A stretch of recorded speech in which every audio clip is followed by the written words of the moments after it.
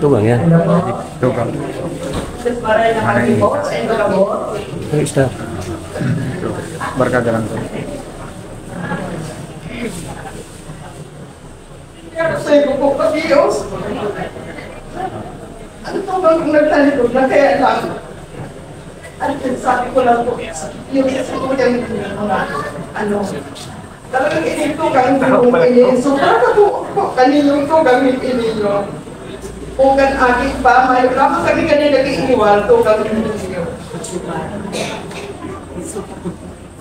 Paano po kung ikakasakit na to dito sa ano din talagang hihuli taga sa kuso talaga. Ang pagtalikod ka nito kami, kaya lang mayo kami mag-inikot. Ano po siya kan mahal na Diyos? Siguro paumal na siyang marami.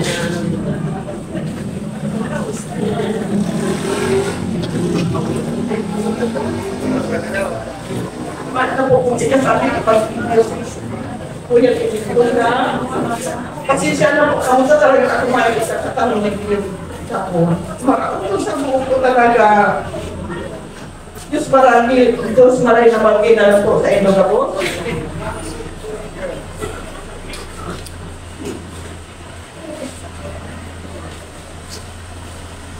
Okay po.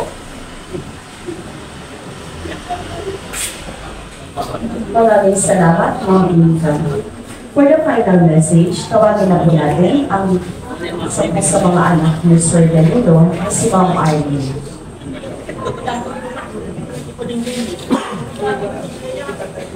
Maraming kami po sa nabos, kaya ako medyo harap ako ako pagkararamdaman sa mga tulang, dahil naman kaya sakot ko na po sila nabos.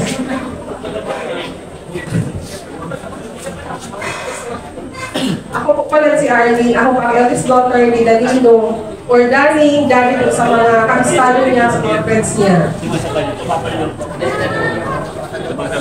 Gusto ko mag-thank you sa kabos, kaya ako to pay respect for my father.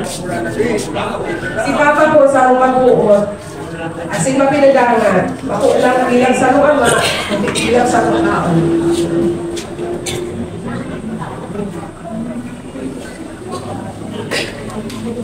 Sa totoo lang po, overwhelming po ang na-receive ko lang.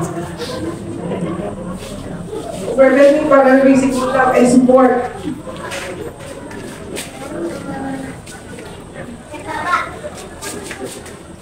Halit po sa mga napapalangan ng Papa.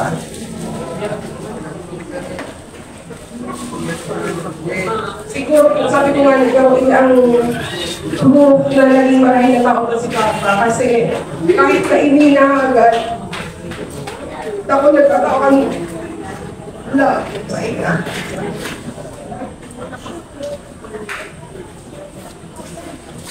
Gusto ko magpasalamat po sa kabos na nagkawapan sa inyong love and support, financially, moral support.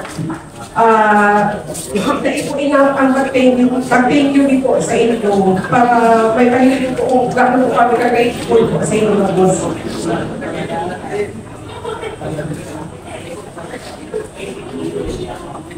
Kami kaya ako kaiba ni Papa na kung akit pa ko, daw ang ito nag-legal na teenager na ko, nag-ibang sa pangpang, siyempre, dahil ako ang mga inalihan ini.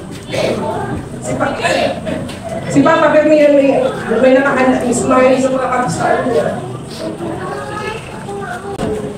Si Papa Permian video para mapangirit ang saya ng mga karga sa iyong mga tuta kami. And for sure, ang income na nakaibanan niya ang mga kapsar. Siguro po may mga naka-experience na hindi na nagtuturo ang luha sa sipon kami ni Rin pag-video ko si Papa. He also loves spending time with his family and making memories that would last a lifetime. Saro po sa mga childhood memories ko po sa iya, mga pinaka-natandaan kong bandi ko sa iya. Kato pong ayaw ka kami sa nakulod. Binaril niya pa ako sa Bulacan. Dahil meron po siya nagkaya sa pula o sa puti. Tigrin niya po ako ni tabog-tabog. Cotton candy po sa ano, basta soft drinks na po ay orange. Dawa ko nga ni sa iyo mga kapo-apo si Andre sa si Ashley. Na-experience yan. Ang natandaan ko ang paborito kayong duwang datong papa. Yung isa araw, sila duwa lang ang igwa. Habang nag-istorya niya, kasi suba ako niyan, habang pinadrak ko yung message ko, yung speech ko, sabi niya, dearly missed, you will be dearly missed, but never forgotten. May you now rest in peace.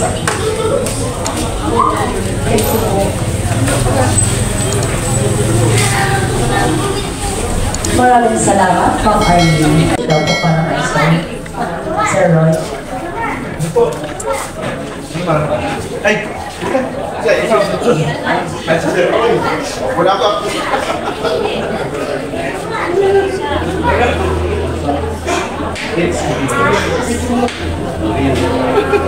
Huwag lang, balik na.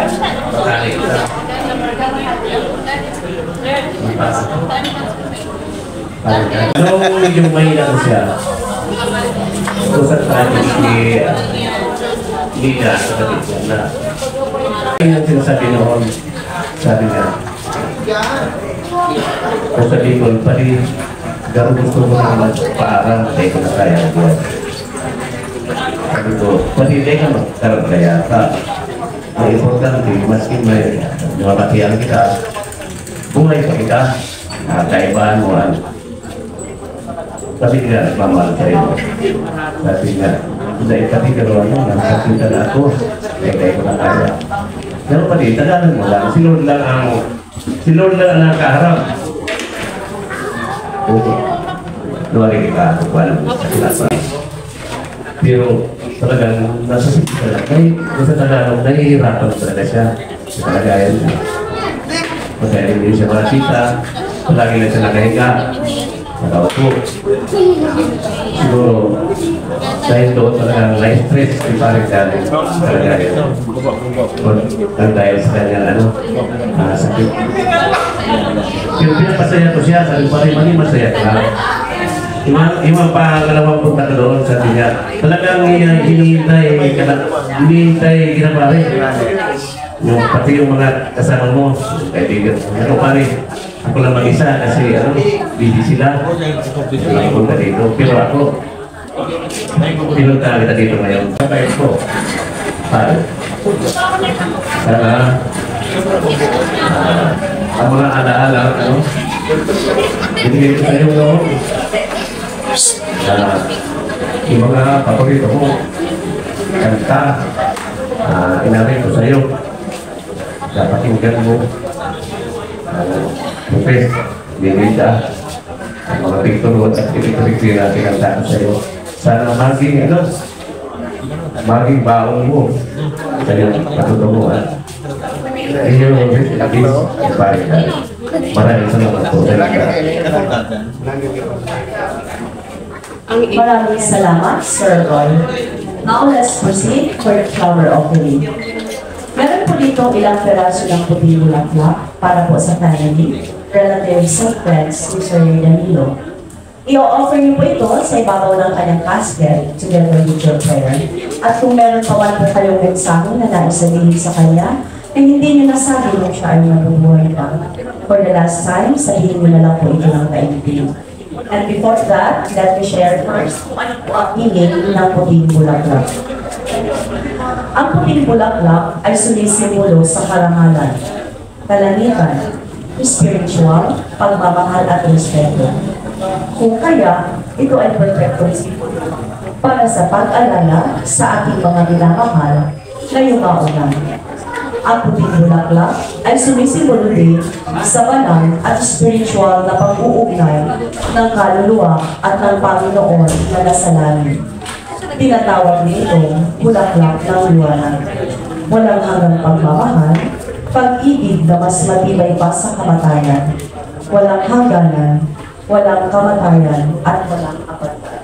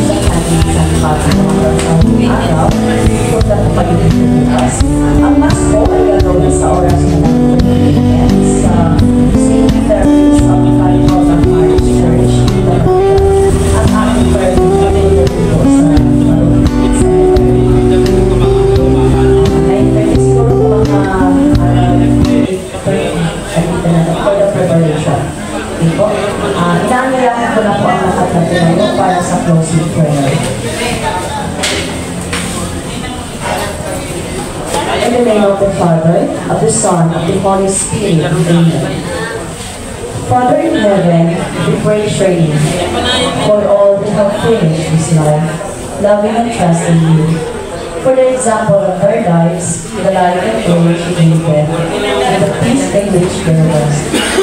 We praise you today for your servant, Danilo, and for all that you will do him.